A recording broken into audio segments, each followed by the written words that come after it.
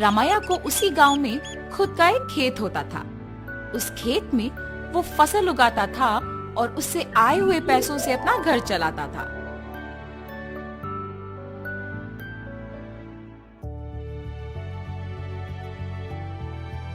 हमेशा की तरह इस साल भी फसल तो मैंने उगा दिया। अब गर्मी की मौसम शुरू होने वाली है, जल्द ही तरबूज के बीज डालने पड़ेंगे। ऐसे सोचकर तरबूज के बीज लेके अपने खेत की ओर जाता है। अरे रे, मैं तो भूल ही गया कि इस साल गांव में पानी नहीं है। मुझे अपने खेती के लिए पानी कहीं से भी लाना होगा, वरना इस साल मैं अपना घर नहीं चला पाऊंगा।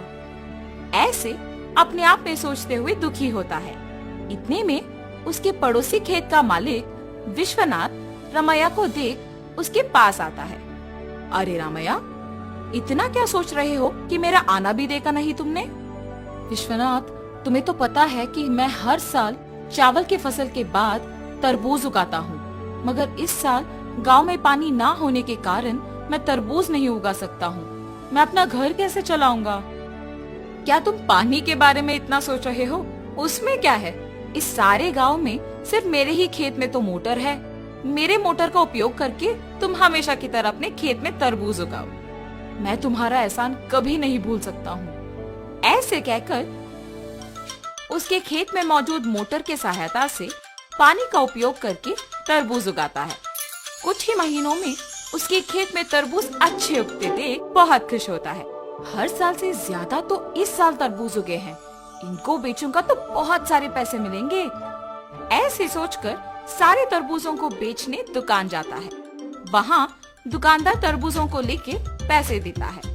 ये सब उसी दुकान के पास मौजूद विश्वनाथ देखता है। रामैया को तरबूज की फसल उगा के बहुत सारे पैसे मिले हैं। मेरे पानी देने के वजह से ही ये उसके लिए मुमकिन हुआ है, इसीलिए आए हुए पैसों में आधा हिस्सा मुझे मिलना चाहिए। इसके बारे में मुझे रामैया से पूछना होगा। रामैया, मेरे पानी देने के वजह से ही तो तुम इतने तरबूजों को उगा सके हो। हाँ, आपने सच ही कहा है। उस दिन आपने अगर पानी नहीं दिया होता तो आज मेरे हाथों में पैसे नहीं होते। अगर मैं तुम्हें पानी नहीं देता तो तुम्हारे पास आज पैसे नहीं होते ना। मतलब तुम्हारे हाथ में जो पैसे हैं उसमें आधा हिस्सा मुझे मिलना चाहिए ना। ठीक है जी, आपको सिर्फ इन पैसों में आधा हिस्सा चाहिए ना। लीजिए, आप ही की वजह से तो ये मेरे पास आए हैं। ऐसे खुशी से पैसे देता है। मैंने सोचा कि तुम पैसे नहीं दोगे, लेकिन तुमने मेरा एहसान बाकी चुका दिया। मेरे पूछने पर बिना सोचे तुमने पैसे बस दे दिया। तुम अगर ऐसे ही रहोगे तो तुम्हारी अच्छाई ही तुम्हें नष्ट कर देगी। ऐसे कहकर पैसे लेके वहाँ से चले जाता है। अब मेरे पास कुछ ही पैसे बचे हैं, इनके साथ मुझे कोई व्यापार शुरू करना होगा, मगर कौन सा? ऐसे सोचते रहता है। इतने में ही बगल में उसे एक आदमी कटे हुए तरबूज एक बंडी पे बेचते हुए नजर आता है। प्यास लग रहा है, एक तरबूज का टुकड़ा खाऊंगा। उस तरबूज वाले के पास जाता है और पूछता है, बाबू, एक तरबूज का टुकड़ा मिलेगा? जी हाँ। एक तरबूज का टुकड़ा कितने का है? सिर्फ 5 रुपए है जी। एक तरबूज का टुकड़ा 5 रुपए का है? एक पूरा तरबूज तो बहुत कम पैसों में मिल जाएगा। मैं मेरे पास के सारे पैसों से तरबूज खरीदूंगा और उन्हें ऐसे टुकड़े बना के बेचूंगा। ऐसे मुझे बहुत पैसे मिलेंगे। तुरंत उसको पैसे देके उसके पास के सारे तरबूज लेके जाता है। उन तरबूजों को एक बंडी के ऊपर रख के उन्हें अच्छे टुकड़ों में काट के बेचने लगता है। ऐसे उसका व्यापार बहुत अच्छा चलता है। हर रोज की तरह एक दिन वो जब तरबूज बेच रहा था, आप सबको पता है कि इस गांव में कुछ दिनों से चोरी हो रही है। जो भी इन चोरों को पकड़ के जमींदार जी के हवाले करेगा, उनको जमींदार जी अभिनंदन करके तोहफा देंगे। उस विज्ञापन को रामैया सुनता है।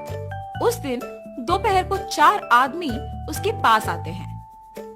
बाबू, हमें 4 तरबूज के टुकड़े दो ना। बाबू, आपको इस गांव में मैं कभी नहीं देखा। गांव में नए आए हो क्या? हाँ जी। किसके घर में रह रहे हो बाबू? पास में जान पहचान के लोग हैं तो उन्हीं के घर में है। इतने में रमैया को सुबह का विज्ञापन याद आता है। वो लोग भी हिचकिचाते हुए उसको पैसे देके जल्दबाजी में वहाँ से निकल जाते हैं। मुझे इन लोगों को देख के लग रहा है कि यही वो चोर हो सकते हैं। इनका पीछा करूंगा तो सच पता चल जाएगा, मेरा शक भी चला जाएगा। ये फैसला करके उनका पीछा करता है। उन लोगों को एक घर में घुसते हुए देखता है। खिड़की में से उन लोगों को देखते रहता है। हम लोगों पे शक आए इससे पहले हमें जमींदार के घर में चोरी करके इस गांव से बाहर निकलना होगा। मेरे सोच के अनुसार ये लोग तो चोर ही निकले हैं। तुरंत मुझे ये जमींदार को बताना होगा, वरना आज जो चोरी होगा उसका कारण तो मैं ही बन जाऊंगा। तुरंत वो वहाँ से जमींदार के पास जाता है। जमींदार साहब, जमींदार साहब। अरे क्या हुआ रामैया, यहाँ आए हो? इस गांव में हो रही चोरियों के पीछे जो लोग हैं वो मुझे पता है, यही बताने आपके पास आया हूँ मैं। इतना ही नहीं, मैं उन्हें ये कहते हुए सुना कि वो आज आपके घर में चोरी करने वाले हैं, इसीलिए तुरंत आपके पास आया हूँ। ऐसे सब कुछ जमींदार को बताता है। क्या तुम्हें पता है कि वो लोग कहाँ हैं? जी साहब, पता है। सेवकों, तुम लोग अब रामैया के साथ जाके उन चोरों को पकड़ के मेरे पास लाओ। जी प्रभु। जमींदार के आज्ञा के अनुसार सेवक उन चोरों के घर जाके उनको पकड़ के जमींदार के पास लेके आते हैं। उन चोरों को पकड़ने के लिए गांव वालों के सामने रमैया का अभिनंदन किया जाता है और जमींदार उनके वचन के अनुसार उनके जायदाद में एक हिस्सा उसको देते हैं। तुम्हारे अच्छाई की वजह से ही तुम उनके जायदाद में एक हिस्सा पाए हो।